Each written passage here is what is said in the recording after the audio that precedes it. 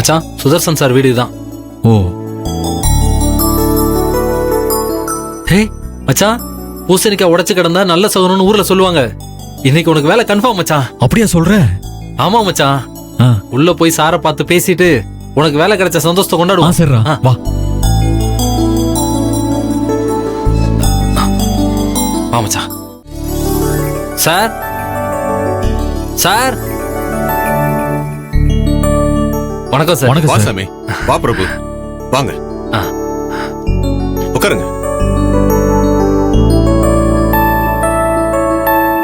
உட்காருங்க. உட்காரு மச்சான். பிரபு, உன்னை பார்த்து ரொம்ப நாள் ஆச்சே. ஆமா சார், வேலையில இருந்து சஸ்பென்ஷன் ஆனதுனால நான் யாரையும் பார்க்கல. அப்போ ஃபேமிலி எப்படி ரன் பண்ற? வைஃப் தண்ணி கேன் போடுற பிசினஸ் பண்ணிட்டு இருந்தா, இப்ப அதை நான் எடுத்து பண்ணிட்டு இருக்கேன் சார். அப்போ கைவசம் ஒரு தொழில் இருக்குங்கிற, அப்படிதானே? அது சொந்த பிசினஸ் சார். ஆனா கவர்மெண்ட் வேலை மாதிரி வருமா? கால் காசுனாலும் கவர்மெண்ட் காசுன்னு சும்மாவா சொல்றாங்க? அது என்னவோ உண்மைதான். அரசாங்க வேலைன்னு சொன்னாலே அது ஒரு பிரஸ்டீஜ் தான். என்ன சாப்பிடுறீங்க? டீ, காஃபி, கூல் ட்ரிங்க்ஸ் ஏதாவது? ஐயோ இல்ல சார், பரவாயில்ல சார். நாங்க வீட்ல இருந்து வரும்போது சாப்பிட்டுட்டு தான் வந்தோம்.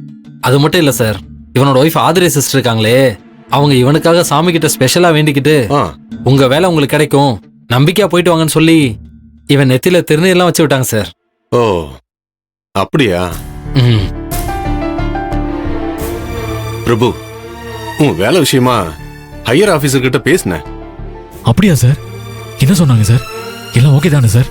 நான் எப்ப சார் மறுபடியும் டியூட்டில ஜாயின் பண்ற மாதிரி இருக்கும்? இந்த வீக்லயே சேரணுமா சார்? என்னைக்குனாலும் பரவாயில்ல சார், சொன்ன தேதியில நான் ரீஜாயின் பண்ணிடுவேன்.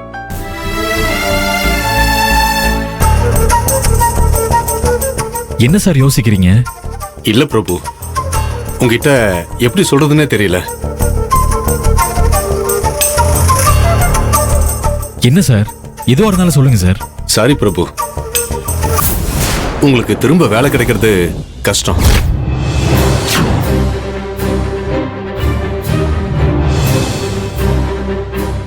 எவிடன்ஸ் எல்லாம் ரொம்ப ஸ்ட்ராங்கா இருக்கு.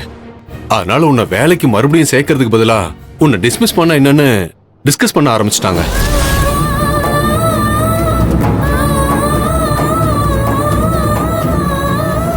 நானும் எவ்வளவோ சொல்லி பார்த்துட்டேன். இப்ப இருக்கிற ஹையர் ஆபீசர் புதுசா வந்திருக்கிறதுனால என்னால ஒரு அளவுக்கு மேல ரெக்கமெண்ட் பண்ண முடியல. இதுக்கப்புறம் உனக்கு வேலை திரும்ப கிடைக்கிறது கடவுள் கையில தான் பாருக்கு.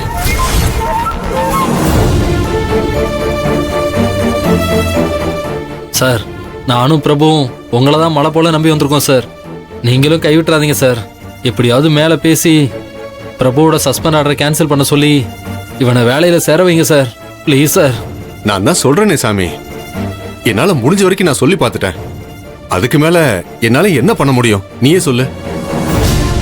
சார், தப்பே செய்யாத எனக்கு இந்த சஸ்பென்ஷனே ஒரு பெரிய தண்டனை தான்.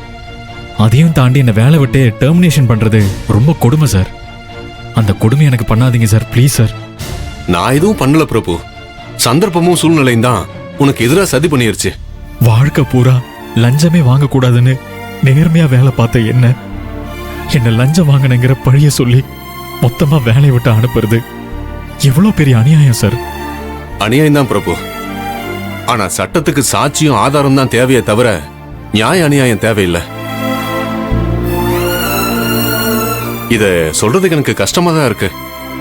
உனக்கு வேலை போயிடுச்சுன்னு தீர்மானமா ஒரு முடிவு எடுத்துட்டு நீ வேற வழியில ஏதாவது ஒரு வேலையை தேடுறது நல்லது. இத ஒரு ஆபீசரா இல்லாம ஒரு அண்ணனா சொல்றேன்னு நினைச்சுக்கோ.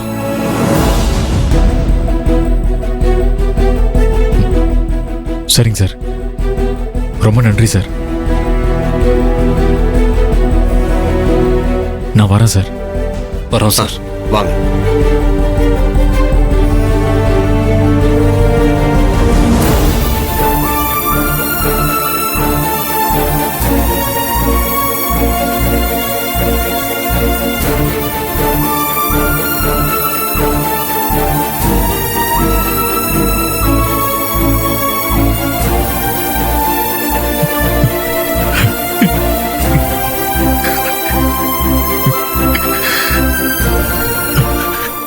வா மச்சான், போலாம்.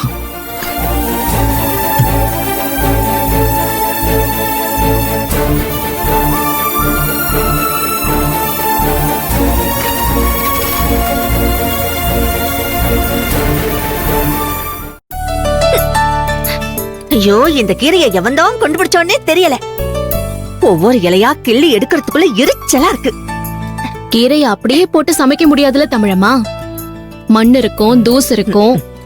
அதனால அத கழுவிட்டு ஒண்ணொன்னா பிச்சு எடுக்கணும். அப்பதான் சமைக்க முடியும். இருந்தாலும் இந்த கீரை என்ன ரொம்ப வேலை வாங்குது ஆதிமா. அத்தை, நீங்க எவ்வளவுதான் கிள்ளுனாலும் கீரை அழுது ஆர்ப்பாட்டம் பண்ணாம அமைதியா இருக்கு பாருங்க. அந்த குணம் யாருக்கு வரும்? புதுசா ஒரு கண்டுபிடிச்சிருக்கா சின்ன மருமக. ஆதிமா, இவள கை தட்டி ஒரு பாராட்ட கொடுத்துருமா?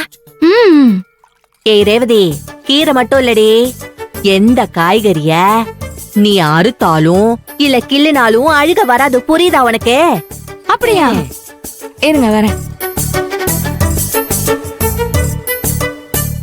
ஏங்க, இப்ப நீங்க அழுது கண்ணீர் வடிக்காம இத கட் பண்ணி கொடுங்க பாப்போம். அடியே, வெங்காயத்தை வெட்டினா அழுக வரதாண்டி செய்யும். இப்ப நீங்க தானே அழுகையே வராதுன்னு சொன்னீங்க. என்ன ஆதிமா, இவ மொக்க ஜோக் சொல்லி என்ன கலாய்க்கிறா, நீ அவ கூட சேர்ந்து சிரிக்கிற. இல்ல தமிழம்மா, இவ சொன்னதுக்கு உங்க ரியாக்ஷனை பார்த்தேன்.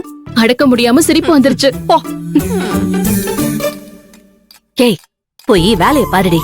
வந்துட்டா பேசுறதுக்கு. ம், கூட சேர்ந்து எனக்கு வேலை செய்ய ஒரு ஆள் இல்ல, வாயாடிக்கிட்டு இருக்கா.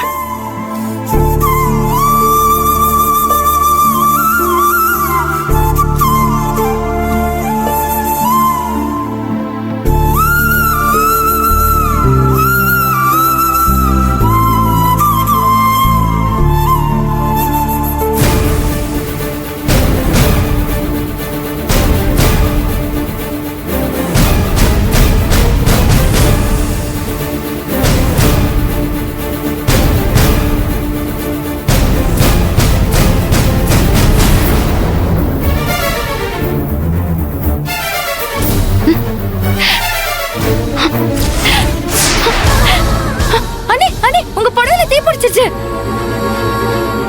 ஐயோ ஆதிமா,